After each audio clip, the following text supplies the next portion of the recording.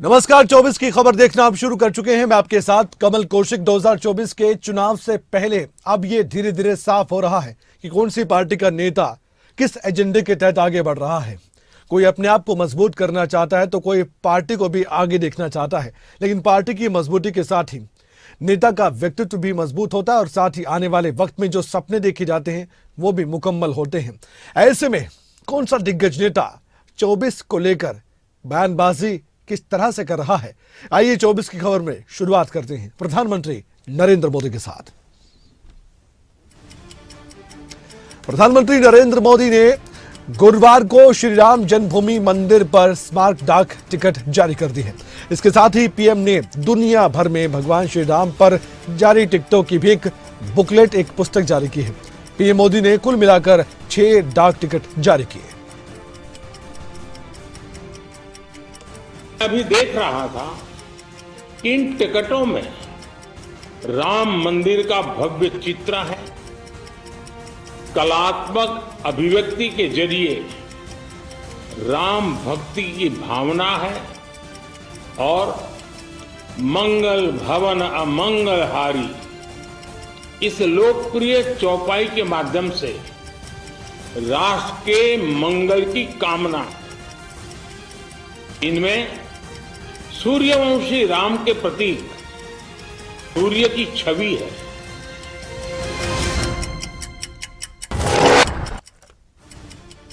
प्रधानमंत्री नरेंद्र मोदी ने विकसित भारत संकल्प यात्रा के लाभार्थियों से संवाद भी किया। इस दौरान उन्होंने ये कहा कि यात्रा को 2 महीने बीत चुके हैं और इस यात्रा में जितने भी लाभार्थी हैं उन्होंने लाभ कमाया, विकास रथ पर विश्वास किया। अब उन लोगों को मोदी गारंटी भी मिल रही है। विकसित भारत संकल्प यात्रा के 2 महीने पूरे हो चुके हैं। इस यात्रा में चलने वाला विकास रथ विश्वास रथ है और अब उसको लोग गारंटी वाला रथ कह रहे हैं। ये विश्वास है कि कोई भी वंचित नहीं रहेगा, कोई भी योजनाओं के लाभ से नहीं छूटेगा।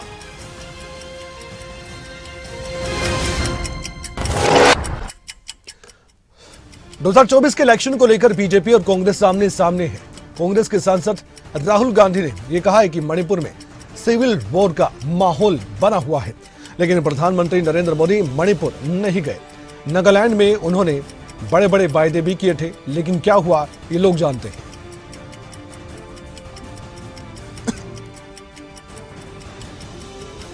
सिविल वॉर का माहौल बना हुआ है, देश फटा हुआ है और प्रधानमंत्री आज तक मणिपुर नहीं गए।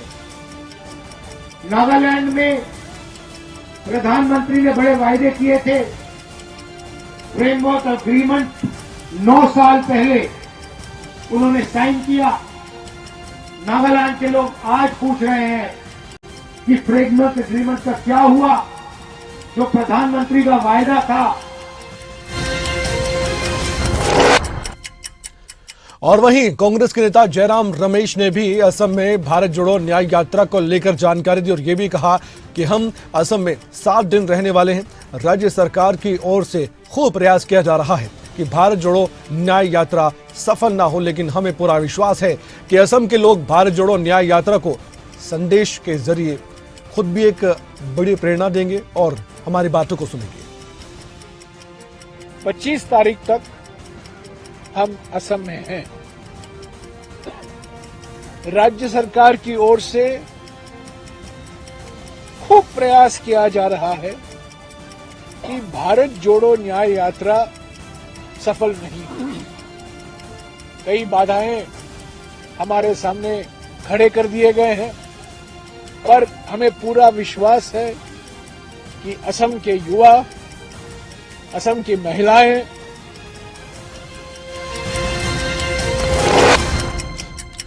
कांग्रेस के नेता जयराम रमेश ने राम मंदिर के मुद्दे पर बीजेपी को घेरा और ये भी कहा कि ये सब भगवान राम का राजनीतिकरण है।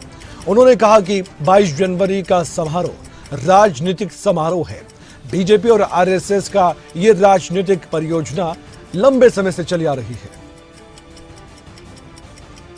मुझे भी ने कहा है कि हम धर्म विरोधी नहीं हो सकते, क्योंकि हमारा देश, हमारा समाज अनेक धर्मों का समाज है।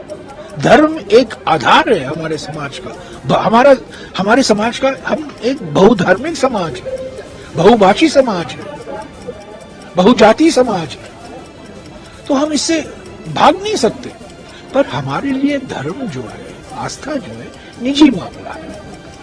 इसका दुरुपयोग नहीं होना चाहिए, इसका राजनीतिकरण नहीं होना चाहिए, इसके विरोध में है। और ये हमारा संविधान भी। इस साल लोकसभा के चुनाव हैं, लेकिन उसके बाद हरियाणा में विधानसभा के चुनाव भी होने हैं। इस समय हरियाणा में सरकार पूरा प्रयास कर रही है कि लोगों के बीच जाकर यह बताया जाए कि कैसे कैसे उन्होंने किन किन योजनाओं के तहत लाभार्थियों को लाभ पहुंचाया है। कई योजनाएं ऐसी हैं जो लोगों के हित में काम भी कर रही हैं। हरियाणा के मुख्यमंत्री मनोहर लाल खुद भी संवाद करते हैं, ऑडियो कॉन्फ्रेंसिंग के जरिए भी अपनी बात को रखते हैं। इसी पर प्रधानमंत्री नरेंद्र मोदी ने मुख्यमंत्री मनोहर लाल की जमकर तारीफ की है। पीएम नरेंद्र मोदी ने कहा कि हमारे मुख्यमंत्री मनोहर लाल मजबूत व्यक्ति हैं। उन्होंने कहा कि सीएम हर वक्त पात्र लाभार्थियों के हक के लिए आगे रहते हैं। खट्टर जी बड़े मजबूत आदमी हैं, ये सब करते रहते हैं। ये तो बिल्कुल सही है। ये हमारे खट्टर जी बड़े मजबूत आदमी हैं, ये सब करते रहते हैं। ये तो बिल्कुल सही है। ये हमारे खट्टर जी बड़े मजबूत आदमी हैं, ये सब करते रहते हैं। ये तो बिल्कुल सही है। अब बात अरविंद केजरीवाल की। दिल्ली के मुख्यमंत्री अरविंद केजरीवाल ईडी के समन को लेकर भी सुर्खियों में बने हुए थे।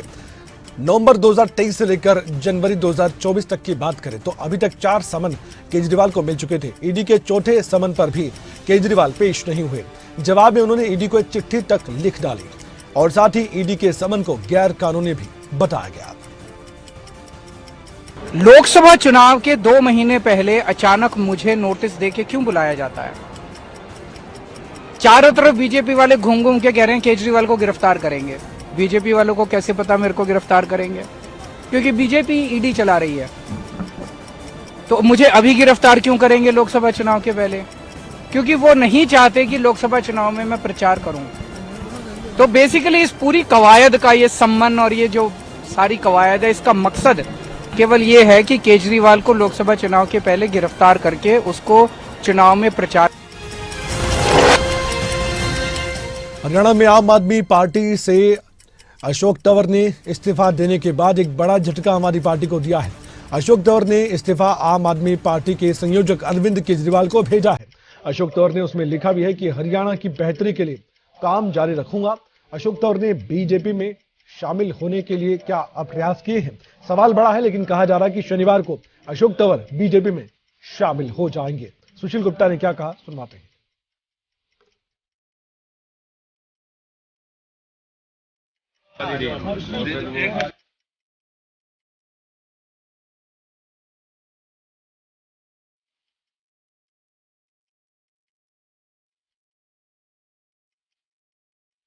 झटका दिया है आम आदमी पार्टी को, और ऐसे में अब आम आदमी पार्टी के जो नेता हैं आने वाले वक्त में कैसे पार्टी को मजबूती प्रदान करेंगे, रणनीति क्या होगी? क्योंकि 3 झटके आम आदमी पार्टी को लग चुके हैं हाल ही के दिनों में। आम आदमी पार्टी के प्रदेश अध्यक्ष सुशील गुप्ता का बयान भी सामने आया। उन्होंने कहा कि 2 राज्यों में आम आदमी पार्टी की सरकार बनेगी और साथ ही उन्होंने कहा कि जो सरकार बनी है उसको लेकर हम ये साफ कह चुके हैं। बीजेपी में शामिल होंगे अशोक तंवर, ये उनकी ओर से संकेत दिए गए।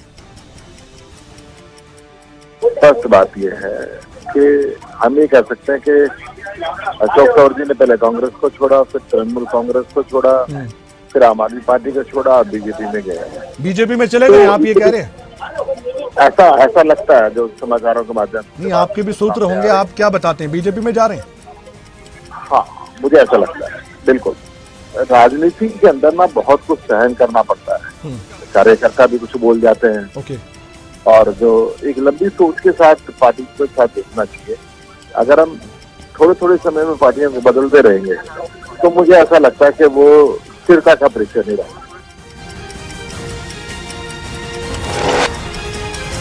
अशोक तंवर के इस पॉलिटिकल मूव पर कैबिनेट मंत्री देवेंद्र बबली का बयान भी सामने आया है। उन्होंने कहा कि अशोक तंवर संघर्ष के साथी रहे हैं, अपने स्तर पर राजनीतिक फैसला उनको लेना है।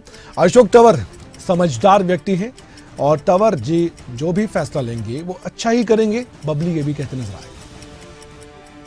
बिल्कुल हमने साथ काम किया था और वो संघर्ष में हमारे साथी रहे हैं और एक मेहनती नेता मैं उनको कह सकता हूँ है। अब राजनीतिक फैसला उन्होंने अपने विवेक से लेना है कि हर आदमी अपने विवेक से अपने लोगों के लिए जो प्रदेश में आगे बढ़ाने के लिए हो या जो एक टीम जिस नेता की भी होती है उसको कैसे उनको संभाल के चलना है, तो हम तो उज्जवल भविष्य के लिए उनको शुभकामनाएं दे। अब ऐसे में सवाल ये उठता है कि क्या अशोक तंवर वाकई में बीजेपी का दामन थामने वाले हैं, क्योंकि खबर यही सामने आ चुकी है कि शनिवार को बीजेपी की सदस्यता वो ग्रहण करने वाले हैं। अब जब चर्चाएं है ही कि आम आदमी पार्टी का साथ छोड़कर बीजेपी के साथ लगने की सोच रहे अशोक तंवर आने वाले वक्त में अपना पॉलिटिकल करियर मजबूत कर सकते हैं। ऐसे में इन चर्चाओं के बीच अशोक तंवर को लेकर सिरसा से बीजेपी की सांसद सुनीता दुग्गल ने भी बयान दिया है। आप ये भी जान लीजिए कि अशोक तंवर का सिरसा से भी नाता रहा है। अशोक तंवर पर बोलते हुए उन्होंने कहा कि अशोक तंवर बीजेपी में आएंगे तो उनका स्वागत है। अनुभवी और सुलझे नेता हैं अशोक तंवर। बात है हमारे भाई अशोक तंवर जी, वो हमारी पार्टी में अगर आते हैं, हमारी पार्टी से जो विचारधारा से अगर वो इत्तेफाक रखते हैं, अगर आम आदमी पार्टी जो है वो उसमें सेवा जो है वो जो करना चाहते हैं वो उसमें ठीक से नहीं कर पा रहे हैं और हमारी पार्टी से इत्तेफाक रखते हैं, तो उनका बहुत बहुत स्वागत है। वो एक बड़े सुलझे हुए और बड़े अनुभवी नेता हैं अशोक तंवर जी, हमारी पार्टी में आते हैं तो उनका बहुत बहुत स्वागत है। और जहां तक बात है टिकट की, तो हमारा शीर्ष नेतृत्व चंडीगढ़ में मेयर का चुनाव होना था लेकिन हो नहीं पाया और इसी पर लगातार प्रतिक्रियाएं सामने आई। कांग्रेस के नेता पवन कुमार बंसल ने भी ये कहा है कि बीजेपी ने मेयर चुनाव टालने की मंशा से ही पीठासीन अधिकारी का अस्पताल में भर्ती करवाने का प्लान बनाया। उन्होंने ये भी कहा कि पूरी तरह से अलोकतांत्रिक काम बीजेपी की ओर से किया गया। अभी मुझे पता लगा है कि वो जो अनिल मसीह जी जिनको बनाया था आज के लिए प्रिजाइडिंग ऑफिसर, उनको हॉस्पिटलाइज करवा दिया है। साफ इससे जाहिर है ताकि वो अभी इलेक्शन को पोस्टपोन करना चाहेंगे, क्योंकि एकदम नए की अपॉइंटमेंट नहीं होती। तो ये जैसे कुछ दिनों से वो कह रहे थे कि पवन बंसल ने साफ साफ ये संकेत दिए हैं कि बीजेपी इस चुनाव को नहीं करवाना चाहती है और दूसरी ओर बीजेपी की तरफ से ये बात स्पष्ट कर दी गई है कि वो जीत की ओर आगे बढ़ रहे हैं, तो ऐसे में वो क्यों ऐसा करवाएंगे। इस समय आम आदमी पार्टी, कांग्रेस और बीजेपी आमने सामने है और चंडीगढ़ में मेयर को चुनाव को लेकर ही खूब सियासी हंगामा देखने को मिल रहा है।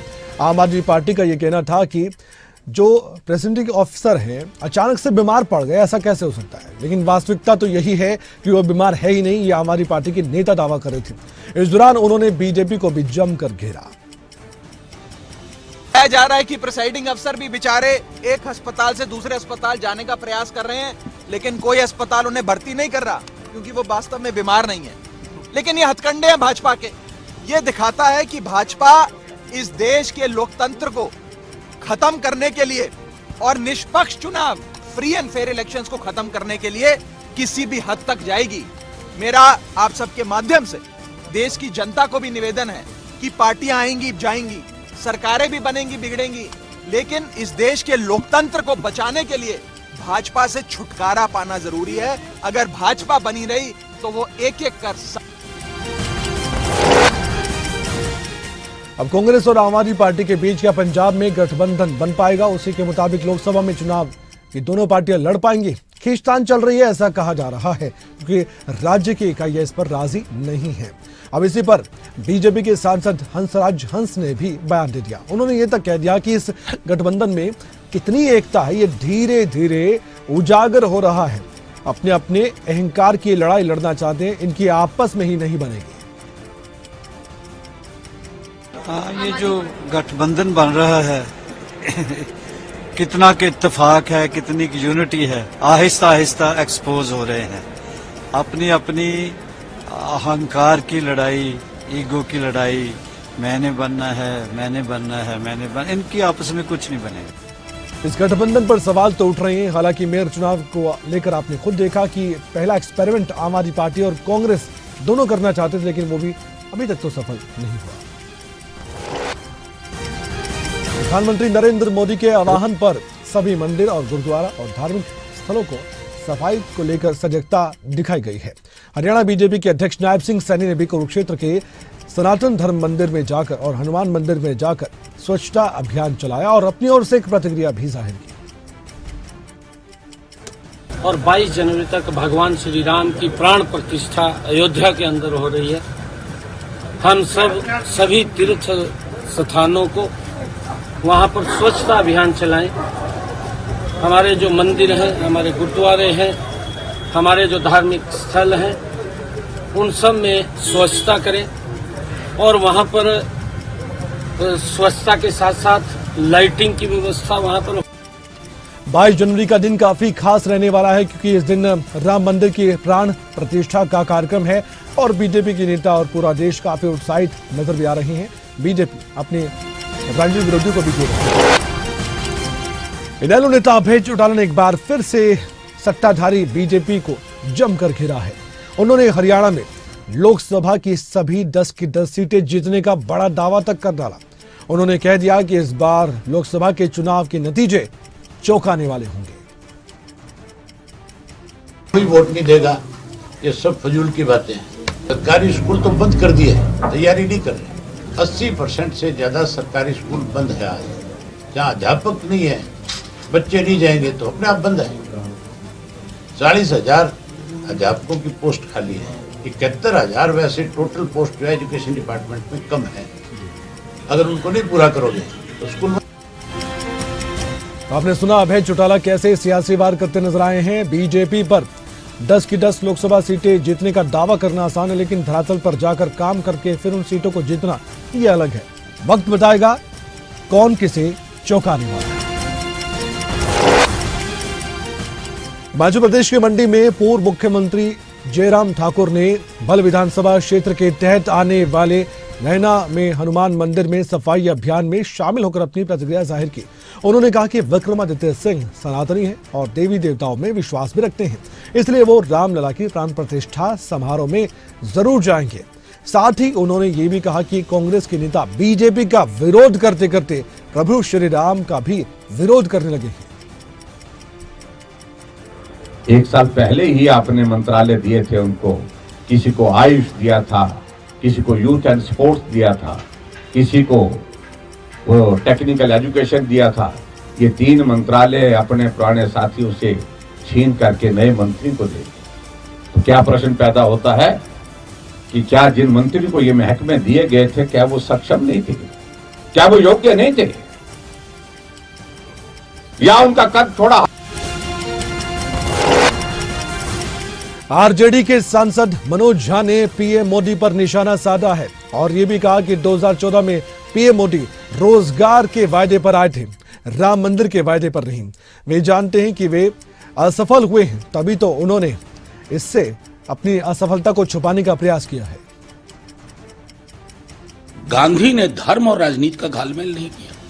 वो जानते थे कि राजनीति में धार्मिकता धर्मांधता में तब्दील हो जाती है।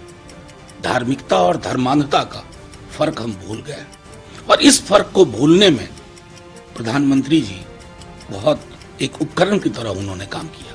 आज इस देश में बीते कई महीनों से रोजगार की बात नहीं हो रही। 14 में प्रधानमंत्री जी रोजगार के वादे पे आए थे, राम मंदिर पे नहीं आए थे, लेकिन वो जानते हैं वो असफल हुए। अब उन्होंने इस आवरण के तहत अपनी असफलताओं को छुपाने की कोशिश की। मर्यादा हिमाचल प्रदेश के राजगढ़ में बीजेपी के प्रदेश अध्यक्ष डॉक्टर राजीव बिंदल ने सुक्खू सरकार पर एक बार फिर से सवाल दागे। उन्होंने कहा कि प्रदेश कांग्रेस सरकार का 13 महीने का कार्यकाल पूरा हो चुका है और इतिहास का यह सबसे निराशाजनक कार्यकाल रहा है। साथ ही उन्होंने कई सवालों के साथ सुक्खू सरकार को जमकर घिरा। 1 साल 1 महीना यानी 13 महीने की सरकार और एक ऐसी सरकार जो एक काम गिना नहीं सकती है, 13 महीने जो जनहित का एक काम किया। बहुत बड़ा वक्फा होता है, शुरू में सरकार की चमक भी होती है, परंतु सरकार ने एक भी काम ऐसा नहीं किया। लखनऊ में मुख्यमंत्री योगी आदित्यनाथ की अध्यक्षता में कैबिनेट की बैठक हुई है। आने वाले वक्त में लोकसभा के चुनाव में उससे पहले हर बैठक महत्वपूर्ण है और इस बैठक में भी कई अहम निर्णय लिए गए। आज उत्तर प्रदेश में 5 सरकारी विश्वविद्यालय A++ नेक रैंकिंग में आ चुके हैं, 5 निजी विश्वविद्यालय A++ रैंकिंग में आ चुके हैं, A+ रैंकिंग में 3 विश्वविद्यालय सरकारी और A रैंकिंग तो कई हो गए। जबकि माननीय योगी जी की सरकार से पहले B+ के कुछ 2-3 विश्वविद्यालय थे और कोई नहीं थे। तो एक क्रांतिकारी जो गुणवत्ता में सुधार हुआ है, उसी के अंतर्गत अभी भी 3 निजी विश्वविद्यालयों को। अब यूपी में गन्ना की फसल 370 रुपए प्रति क्विंटल में खरीदी जाएगी। पिछले 6 सालों में अब तक 55 रुपए की बढ़ोतरी हुई है। वर्तमान सत्र में किसानों का 86% गन्ना मूल्य का भुगतान भी किया जा चुका है। उत्तर प्रदेश में बीजेपी के नेता दारा सिंह चौहान ने सीएम योगी आदित्यनाथ की मौजूदगी में यूपी विधान परिषद की एक सीट के लिए अपना नामांकन दाखिल कर दिया है। और इस दौरान बीजेपी के नेता चौहान अपनी ओर से ये भी कहते नजर आए कि मैं आज अपनी पार्टी के राष्ट्रीय नेतृत्व उत्तर प्रदेश के मुख्यमंत्री योगी आदित्यनाथ सहित यहां पर मौजूद सभी लोगों का दिल से धन्यवाद करता हूं कि उन्होंने इस जिम्मेदारी को उनको सौंपा। आज अपनी पार्टी के राष्ट्रीय नेतृत्व, इस देश के यशस्वी प्रधानमंत्री आदरणीय मोदी जी, भारतीय जनता पार्टी के राष्ट्रीय अध्यक्ष आदरणीय नड्डा जी और देश के यशस्वी गृह मंत्री आदरणीय अमित शाह जी, उत्तर प्रदेश के मुख्यमंत्री आदरणीय योगी आदित्यनाथ जी, प्रदेश के अध्यक्ष माननीय भूपेंद्र चौधरी जी। उत्तराखंड कांग्रेस ने लोकसभा चुनाव को लेकर तैयारियां तेज कर ली हैं। पार्टी ने सभी लोकसभा क्षेत्र के लिए प्रभारी नियुक्त किए हैं। कांग्रेस के प्रदेश उपाध्यक्ष मथुरादास जोशी ने इस बात की जानकारी भी दी है कि 15 जनवरी को पार्टी की प्रदेश प्रभारी कुमारी सैलजा सभी लोकसभा सीटों के प्रभारी के साथ एक बैठक करती नजर आई। उन्हें कई दिशा निर्देश भी दिए गए। अल्मोड़ा लोकसभा क्षेत्र में जो लीडरशिप LDM वाला कार्यक्रम है, लीडरशिप डेवलपमेंट प्रोग्राम है, उसकी बैठकें होने जा रही हैं। उसमें उसके लिए भी प्रभारी नियुक्त है। महेश शर्मा जी को हमने अल्मोड़ा लोकसभा का प्रभारी नियुक्त किया है। बूथ स्तर पर काम चल रहा है। कांग्रेस का जो मुख्य फोकस है इस समय बूथ कमेटियों को मजबूत करना है और बूथ स्तर पर अगर हम मजबूत होंगे तो निश्चित रूप से भाजपा को हम शिकस्त देंगे। मजबूती के साथ लड़ने की बात तो कही जा रही है, लेकिन गुटबाजी का क्या होगा, सवाल कांग्रेस से पूछा जा रहा है। दिल्ली में पश्चिम बंगाल कांग्रेस अध्यक्ष अधीर रंजन चौधरी ने यह कहा है कि देश में किसान योजनाओं के अभाव में आत्महत्या तक कर रहे हैं। उन्होंने ये भी कहा कि क्या कभी प्रधानमंत्री नरेंद्र मोदी का किसी किसान के घर जाने की इच्छा उनको कभी नहीं हुई। चुनाव आ गए हैं तो प्रधानमंत्री नरेंद्र मोदी का मंदिर जाना जरूर बढ़ गया है। जो दाने दाने पे मोहताज होते हुए आज भूख की शिकार बनते हैं, उनके घर पे जाने की कभी उनकी इच्छा हुई। चुनाव आ गए, मंदिर जाना बढ़ गए हैं, क्योंकि हर जगह हर मंदिर में वो जाते हुए राम मंदिर की प्रचार करते हैं और धर्म के आधार पर वोट मांगना फैसला कर लिया है बीजेपी पार्टी। दिल्ली में कांग्रेस नेता सुप्रिया सुलेत ने एक बार फिर से कहा कि 8 महीने से मणिपुर हिंसा और उग्रता का दंश झेल रहा है। प्रधानमंत्री के पास 8 मिनट भी नहीं है कि वो वहां पर जाकर लोगों का हालचाल तो जान ले। महिलाएं 8 महीने से असुरक्षित महसूस कर रही हैं। मेरा अपना मानना है कि 8 महीने हो गए और मणिपुर हिंसा और उग्रता का दंश झेल रहा है।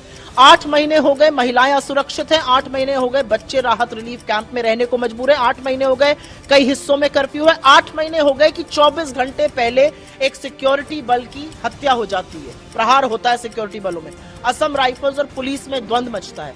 अगर सब ठीक है तो मणिपुर में यह सब क्यों हो रहा है? प्रधानमंत्री के पास 8 महीने में 8 मिनट का टाइम नहीं है, मणिपुर अपने 8000 करोड़ के विमान से चले जाएं। तो ये दिखाता है कि सरकार किस तरह से 24 की खबर में आज के लिए फिलहाल इतना ही। अपना ख्याल रखिए, देखते रहिए खबरें अभी तक। नमस्कार।